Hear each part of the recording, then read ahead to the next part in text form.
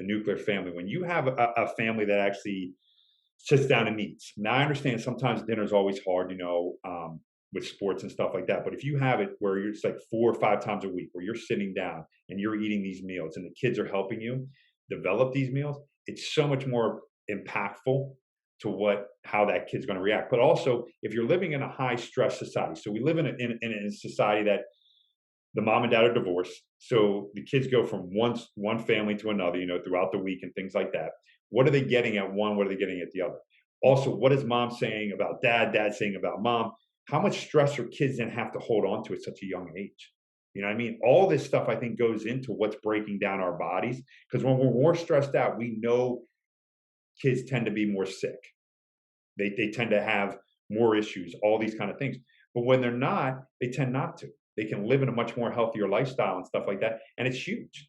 And so I think the environment that we live in plays a major role. And I've seen it. I've worked with kids that work out and live in the country, and I have kids that all my kids came right from the city, low income, everything, and you could see a huge difference. You know what I mean? What they ate, they would bring it to me, and I'm like, wow, what is this?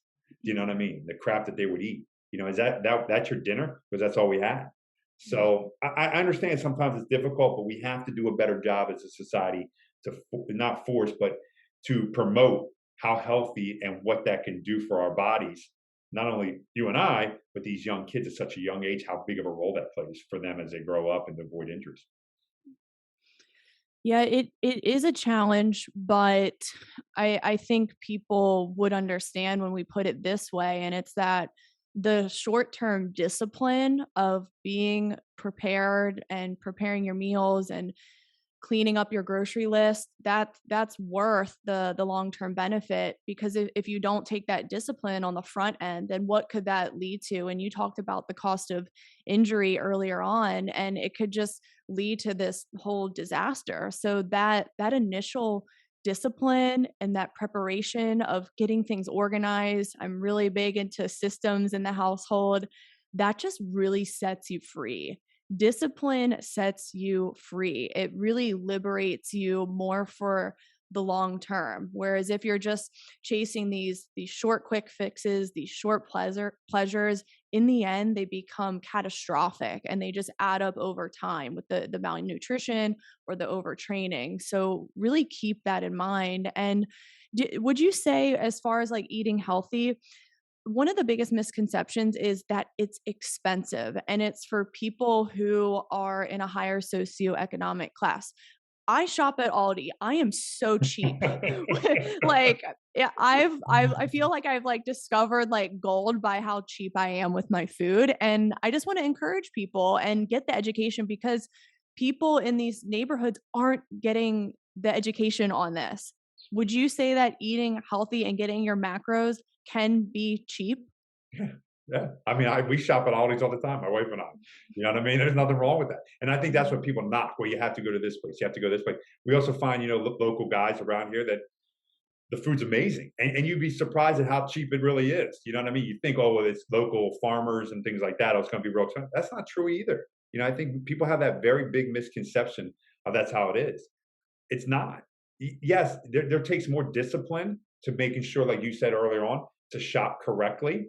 Because yes, I can't just go into my cupboard and just grab the potato chips if I want to eat healthy. Yes, that's easy and a quick fix. Boom, I grab it and I go. This one I have to prepare. I have to prepare this meal. Like I have to cut up when I get avocados. I love avocados. I have to cut them. I have to sit there and cut. So it takes a little bit of time. I have to prepare and be disciplined to take my time. When I make my eggs, I have to sit there, crack the eggs, do all the kind of stuff that I need to do, you know what I mean? To make sure that, guess what? I'm ready to go. So it's discipline, but it's not more expensive. You just got to be able to understand that, hey, yes, I have to do a little bit more work, but in the long run, you said it best. It's going to pay massive dividends down the road. And I think that's what people are missing out on. A lot of parents are missing out. You're letting your kids get by now. What are they going to eat like when they're away from you? What about when they turn 30? What about when they turn and they have chronic conditions because stuff that they ate way back in the day has not filtered out of their system, and now they're causing diabetes, they're causing heart disease, they're causing all this stuff that easily is mitigated if we just did a better job with our diet and took care of our bodies better. Mhm. Thank you for clarifying that, and I know we're coming up on the hour, and we've discussed a lot, and I really hope that this conversation encouraged you guys. It gave you a different perspective. It encourages you to just ponder on some things. But coach, is there anything you want to leave us with? Yeah, listen, I'm all about freedom. I'm all about individuality. I want you guys to understand. You got to figure out what works for you. What works for me is probably not going to work for you 100% of the time. It might not work for Erica. We can give you guidelines. Hey, these are the guidelines you should fall in. Okay. Find what works in those guidelines for you. You know, whatever it is, whether it's nutrition, physical development, mental, spiritual, all those things are so important that you can't skip out on. You know, take the time to also take care of yourself, but don't overindulge in yourself. Be who you really are. And then the last thing is, listen, just go out there. If you're a young kid, a young girl, just go out there and have fun. Life is going to be stressful enough later on. Okay. Just go out there, live your life right now, run around, have fun. Don't have any care in the world. My 8-year old, I love watching her play because she just runs around like nothing in the world bothers her. You know, she jumps around, does this, does that. I tell her to clean her room.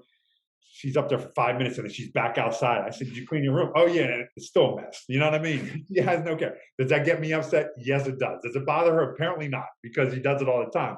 But she has that no care ever. I know eventually, guess what? She she's gonna realize it.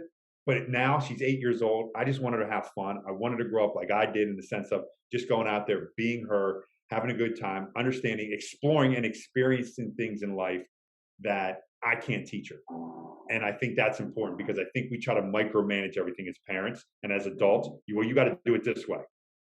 Maybe I do, maybe I don't. Maybe I get more benefit out of this. So go out there, enjoy your life that you have because it's always short, as we can see throughout all of history. Life is extremely short. Even 120 years is a short time to live here.